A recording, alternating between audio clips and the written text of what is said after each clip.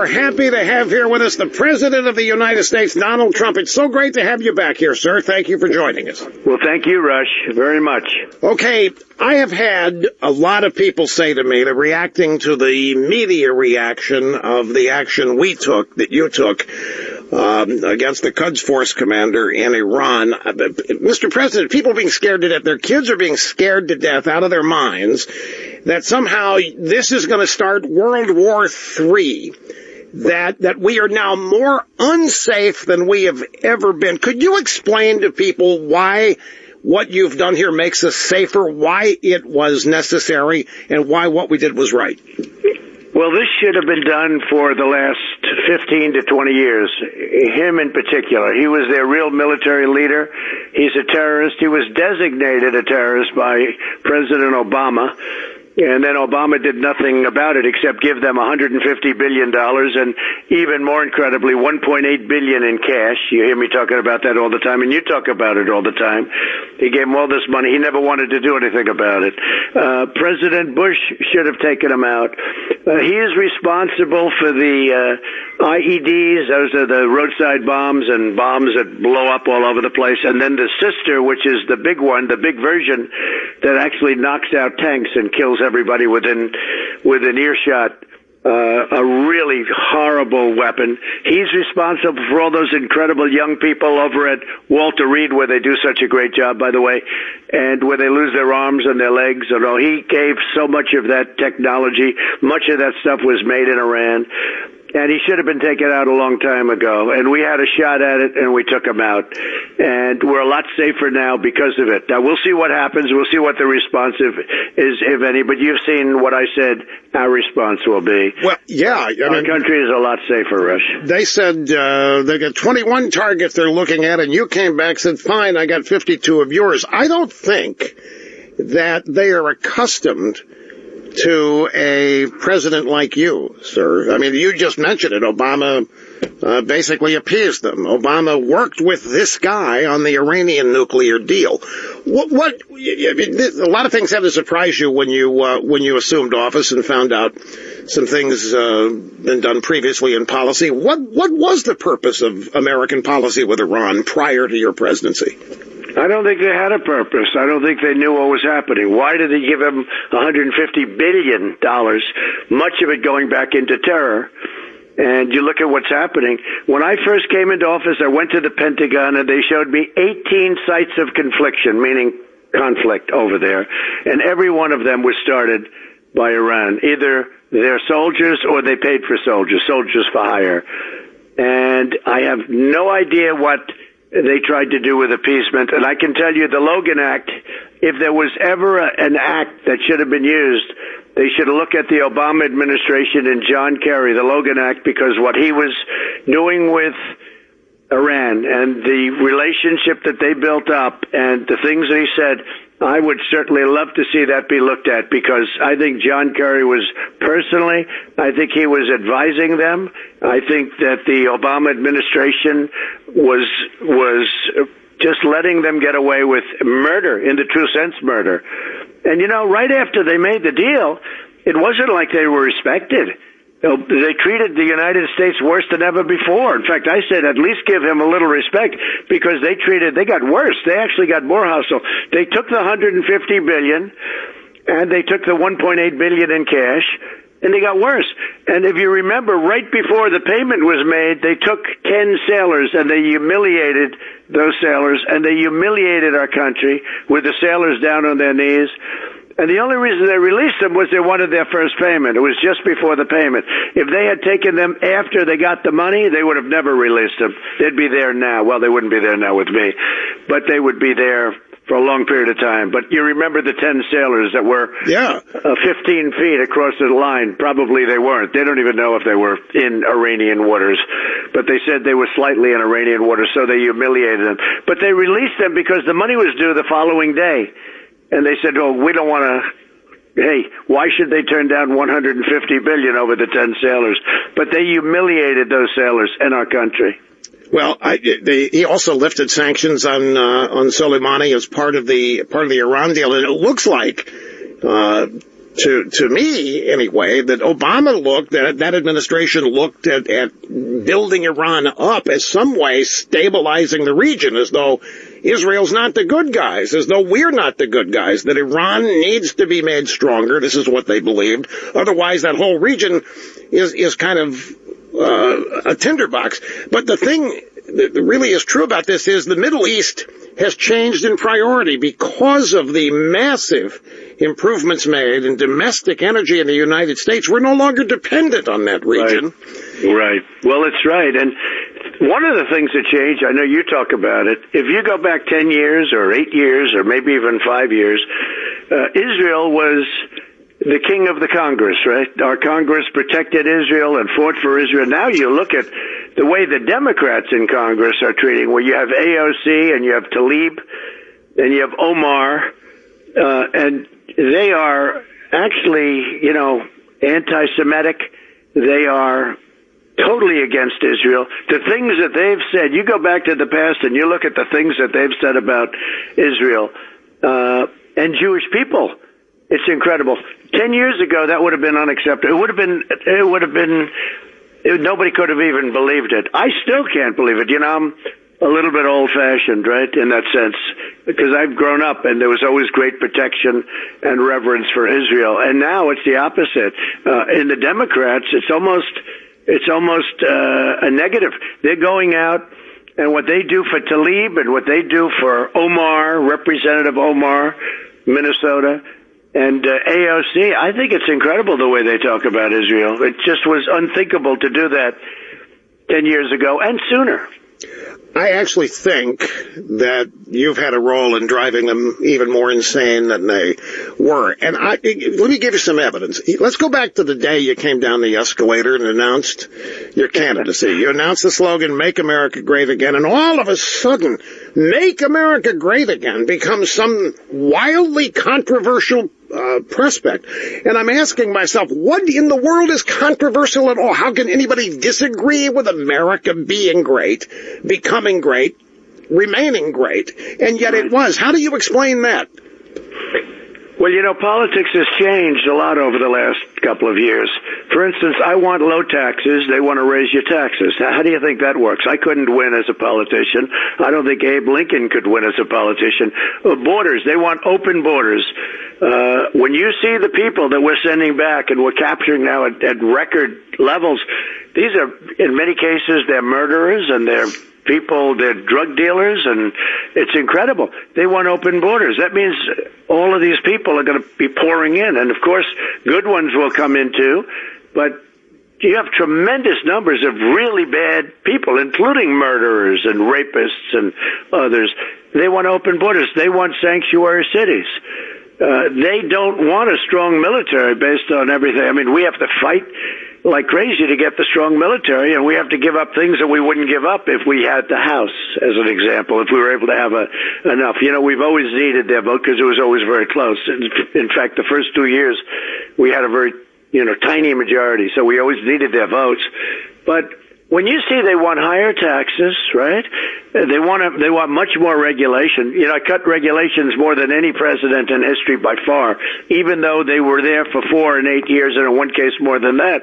We've got the all-time record. That was probably as important or more important as the tax cuts, the biggest, including Ronald Reagan, the biggest tax cut we've ever had. And we're actually taking in more revenue now than we did when we had the higher taxes because the economy is doing so well. But, when you see them with open borders, Rush, you say, and sanctuary cities and all of these other things, you say, where are they coming from? Well, Israel's sort of the same. I put that in that same category. They're, as far as I'm concerned, they're anti-Israel. Totally anti-Israel. Well, it's always perplexed me that you have drawn them out. They have now, with Twitter in the past 2 or 3 days since the attack on Soleimani, you literally have the Democrat Party and elements of that party openly supporting Iran, an enemy of the United States, openly supporting the terrorist actions of that country. And this is a country that beheads homosexuals and transgenders and has no human rights for the very constituency the Democrat Party claims to represent. Yet here they are tweeting their support for these people, simply in opposition to you. That's amazing. Like, as an example, take the wall. they were always for the wall. And then I wanted it, and they went against. In fact, I said if I had it to do again, I would have come out totally against the wall, and I would have gotten their votes, okay? All I had to do is come out against the wall. I am opposed to building the wall, and we would have gotten all the votes we needed. No, it's almost like they'll try and do whatever is the opposite. I think they've lost their minds. You want to know the truth. I really do. It's a terrible thing to say. Nobody's ever seen anything like it. Like even the impeachment hoax. You take a look at that, and they have nothing. They have nothing. With one of the biggest investigations in history, they found nothing. The Mueller report. They found absolutely, think of it. They spent $45 million, 2 years. It's a hoax. They spent all of that time, all of that money, had brilliant people that happened to be, very, very, they were crazed. They were crazed. I mean, these people were dying to find something on Trump. They found nothing. I think there's very few people that you've ever met who could have had that. They had so many investigators. They were calling people that I haven't seen in years, and they got nothing. Think of that. Nothing. Very few people. And by the way, I'm sure they looked at my taxes. They looked at everything you had to look at. They looked at everything. And $45 million, and much more than that in the true sense. In the real sense, it was much more than that. And they had 18. I used to call them 13 angry Democrats, but they increased it to 18 angry Democrats. Full party. And smart, and very smart. Many were tied up with Clinton. They were involved with Clinton. But these people couldn't find anything on Trump. They would have loved, if I had a parking ticket, it would have been a major story. They found nothing. Even I was very impressed with how clean I am, Rush. You ought to be. You may be cleaner than any previous president that we can think of. Anyway, I got to take a quick time out. We have President Trump with us for the remaining part of the program, the last of the half hour, and we'll continue with him right after. And we're back with President Trump. You mentioned the impeachment hoax. Nancy Pelosi has not delivered these 2 articles of impeachment that are, frankly, they're both of them jokes. What do you suspect is happening here with this? What is the politics of this? What are they trying to achieve here? I mean, I know throw you out of office, no, but what's the point here not sending these articles over? Well, I think what they're trying to do is affect the election illegally, but that's what they're trying to do. But the reason that they're not sending it because they are a joke. They are not crimes. There is nothing there. They found nothing. We went through 2 years of a Mueller report. You know that better than anybody. Nobody covered it better. And we went through 2 years. I think I'm more frustrated by it than you are. You've had to deal with it, but it makes a lot of us livid. This is because there's nothing. Everything to this has been made up. It's worse than a hoax. The first part of it was a coup, and this is just a continuation of it. Yeah, it's so sad for our country. I mean, think of it. We're fighting with Iran. We're fighting with all of these different places, and in many cases doing great, making trade deals and doing so good. Our country is doing so good. But I have to spend, and my team has to spend time on this stuff. They found nothing. Just think of that for 2 years, and an unlimited budget, unlimited talent, and they found nothing. And they come up with two articles that aren't even a crime. Well, there was nothing to find. It was all made up. I mean, that's the frustrating thing here. It was all made. There was nothing to find. There was nothing to investigate. They created a situation that was false, that was fraudulent, and then they investigated the false fraudulent situation, and they found nothing. It's hard to believe. The whole thing's hard to believe. And now on top of it, they come up with 2 articles, and they put it before. Now, what happened is she doesn't want to get a vote because how could anybody possibly? It's totally partisan. You know, this was not what they had in mind, as they call them, the founders, right? They keep saying the founders. But the founders didn't have this in mind. You understand. It's like I've never heard the word founders so much in my life. But they don't have anything in common with the founders anyway. Yeah, you know, we got 196 or 197 to nothing with the Republican Party. Plus, we had 3 Democrat votes, and one person actually left the Democrat Party over it and joined the Republican Party, as you know. Speaking of which, the Republican Party hasn't been this unified in I don't know how long. Never. It's never. They say maybe never. And one thing I gave the Democrats credit for, they've always been very vicious, and that's not necessarily a good thing, but what is a good thing is they always stuck together. And here the Republicans stuck together even better than the Democrats. So we had like 196 or 197 to nothing. It's unheard of. You know that because they're always breaking off, and I don't know. And this is really for 70 years, 80 years. You know, for some reason it's in the DNA. They just don't seem, and in this case, they have been so good. And I think the Senate will be the same way because the Senate knows it's a hoax. Well, everybody knows it's a hoax. The Republican Party is now the party of Trump. I mean, there's no question about it. Well, I just think it's a party of common sense. You know, I view it, somebody said, are you conservative? Well, I'm conservative, but I think it's common sense. It was like what we did this 2 days ago with this horrible terrorist. He was a terrorist. You know, they don't want to call him a terrorist. Now the Democrats are trying to make him sound like he was this wonderful human being. He was a incredible. poet. Yeah, he's a poet. Yeah, he's a poet. Poetry out there. Well, when you read the New York Times or you read the Washington Post, that are totally fake newspapers, by the way, that would have both been out of business except I wonder what happens hopefully in 5 years, right? Hopefully in 5 years. But I wonder what happens to those newspapers. Who knows? But they do well now. Although if you look at the unfunded liability, probably they don't do so well. But you look at what they write, it's so fake, it's so phony, and now they're trying to build him just like they did al-Baghdadi. Al-Baghdadi was the number one terrorist in the world. We got him. They wrote very little about it, relatively speaking. That story disappeared very quickly, as you know.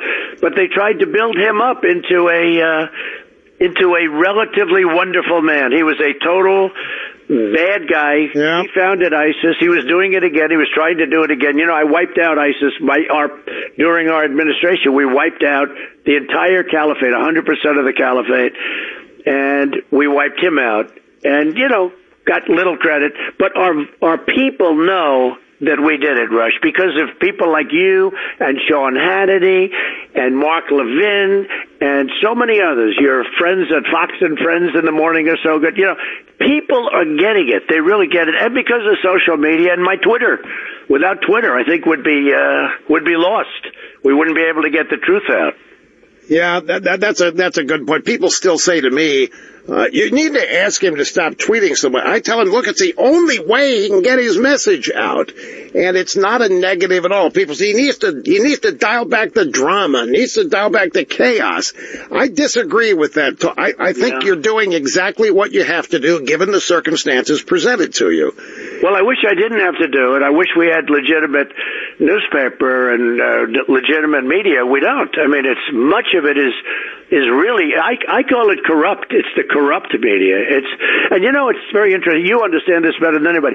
If they do a story in me, I immediately know if it's false or not false. And I don't mind if it's a bad story, if it's right. But I know a person reading the story doesn't know that it's false. So I'm able to tell them through social media. I don't even call it Twitter. I call it social media because it goes to everything. You know, it goes to Facebook. It goes to Instagram. And we have hundreds of millions of people. You know, we have a tremendous amount of people. Just on one site, I'm up to, I guess, close to 70 million people. Yeah, they're jealous as they can be of that. No, of course they want you to stop. I had dinner with Mark Zuckerberg the other day, and he said, I'd like to congratulate you in front of a large group of people, so I'm not there. But he said, I'd like to congratulate you. You're number one on Facebook. And, you know, it's incredible. And that's... Wait a minute. You had dinner with Zuckerberg? I did. Oh, wait till the world finds out about that. Oh, I guess they just did. You have semi-breaking news. I guess a couple of people might have reported it, but they're not like you. So I just got a list. The TSL Power 50, the number one show on radio, has a guy named Rush Limbaugh. Did you ever hear of him? Rush Limbaugh, number one. They have you. And this is the 50 most influential and most listened to streaming talk shows in the country. Rush Limbaugh, number one. So I hope you saw that. But now we've just made your interview. But your viewers have to know that. Your listeners have to know that. Number one.